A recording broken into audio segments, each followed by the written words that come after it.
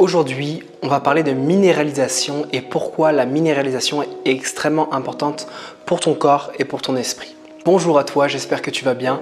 Aujourd'hui, on se retrouve pour une vidéo justement pour parler encore une fois d'alimentation. Et tu sais que pour moi, l'alimentation est une des bases de la transformation globale de l'humain. Et pourquoi du coup l'alimentation est extrêmement importante sur un chemin d'évolution personnel, spirituel et physique, c'est-à-dire la trinité, les trois points qui sont extrêmement importants pour l'homme. C'est pas simplement encore une fois un corps, c'est pas simplement un esprit, mais aussi une alimentation qui respecte absolument le cycle humain et aussi la constitution humaine. Parce que lorsque tu comprends comment fonctionne un petit peu la physiologie humaine, tu sais très bien quoi lui apporter et à quel moment. Quand tu comprends aussi le cercle circadien, les cycles humains, le cycle de la digestion, le cycle du sommeil, tu comprends également comment apporter une alimentation qui soit beaucoup plus alignée avec ce qui est bon pour toi, pour ta transformation, et éviter justement de prendre des choses qui peuvent être néfastes pour ta transformation. Aujourd'hui, je voulais justement te parler de minéralisation. Qu'est-ce que c'est que la minéralisation du corps et pourquoi c'est extrêmement important? Et pour ça, je vais te donner une image pour que tu comprennes un petit peu mieux comment ça fonctionne. C'est comme si c'était une voiture ou un moteur de voiture et que tu lui donnais des choses qui n'étaient pas bonnes pour cette voiture. C'est-à-dire que si tu prends du samplon 95 et que tu lui donnes du diesel, ça ne va pas fonctionner. C'est exactement la même chose pour le corps humain. Lorsque tu comprends comment ça fonctionne, tu essayes de lui donner les meilleurs aliments qui le nourrissent. Je porte bien mes mots justement sur cet aspect de nourrir. Nourrir, c'est vraiment apporter une alimentation et une nutrition qui soit optimale, justement dans l'aspect vitaminique, protéinique, minéral aussi, pour pouvoir en fait avoir un spectrum complet qui t'apporte tout ce dont tu as besoin. Je te prends un exemple par exemple. Actuellement, avec la nourriture et avec les sols qui sont extrêmement appauvris, notamment par l'industrialisation de l'agriculture, et on met énormément de herbicides, de pesticides, toutes ces choses-là font que les sols sur lesquels on fait grandir nos aliments sont de plus en plus morts.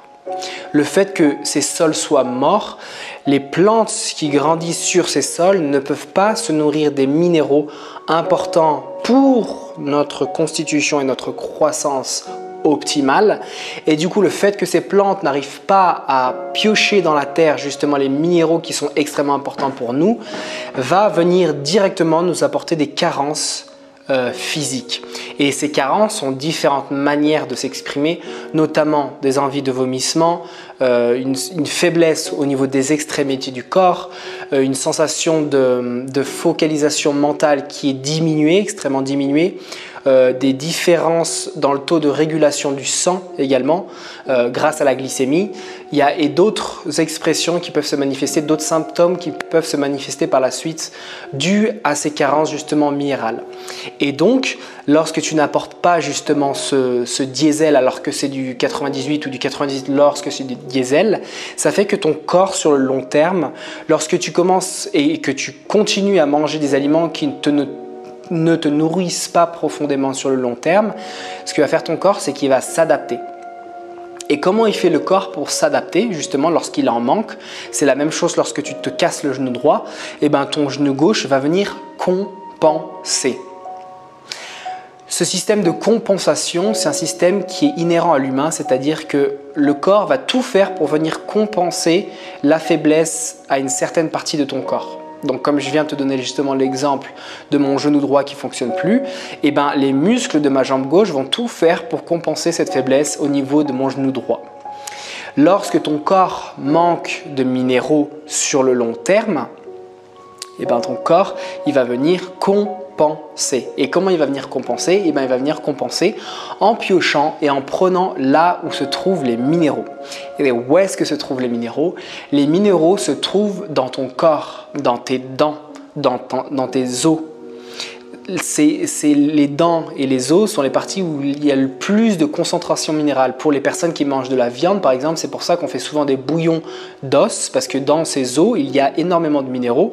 Et justement, dans ces os, il y a aussi de la moelle épinière. Donc, ces parties-là sont des parties qui sont extrêmement riches en minéraux.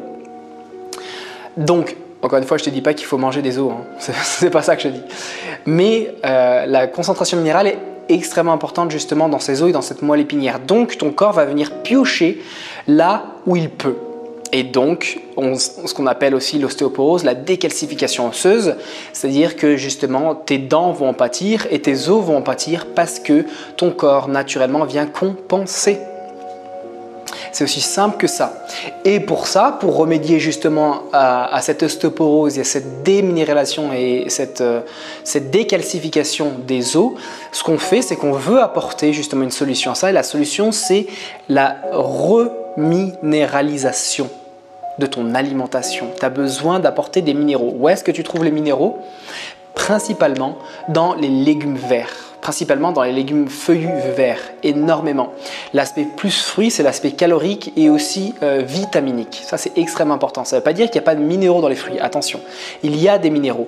Mais là où il y en a le plus, c'est dans les légumes verts principalement. Donc, comment on fait justement pour se reminéraliser, pour éviter justement que nos os et nos dents en pâtissent? En ajoutant des grandes quantités de légumes verts dans ton corps. Et pour ça, il y a différentes techniques. Tu peux soit faire des grosses soupes de légumes verts, des légumes évidemment qui sont bio pour éviter justement les pesticides et les herbicides, ou bien tu peux aussi avoir un surplus, c'est-à-dire que tu vas faire appel à une demande extérieure. Cette demande extérieure, c'est-à-dire ça peut être sous forme de super aliments, ça peut être sous forme de spiruline, de chlorelle, différents aliments qui vont venir justement compenser ce manque minéral pour éviter de te retrouver avec des problèmes osseux et dentaires. Et moi, pour ça, ce que j'utilise énormément, c'est ce que j'ai beaucoup utilisé dans ma vie, c'est le jus d'herbe de blé. En général, ça c'est vraiment ce que j'adore. Le jus d'herbe de blé, bon, c'est difficile à trouver en France, au Canada c'est plus simple. Mais il y a aussi justement tout ce qui est légumes verts concentrés, donc les épinards, les blettes. Ce que j'utilise énormément et j'ai la chance d'avoir ça là où je vis ici au Guatemala, c'est de la spiruline fraîche.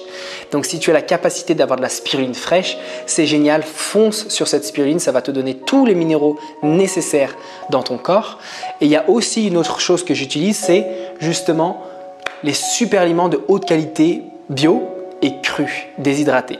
C'est-à-dire que quand tu utilises des aliments, un surplus extérieur, eh ben, ça va venir justement compenser ce manque que tu as peut-être accumulé pendant des années. Tu sais que la nourriture qu'on mange maintenant, elle est vide, elle est morte.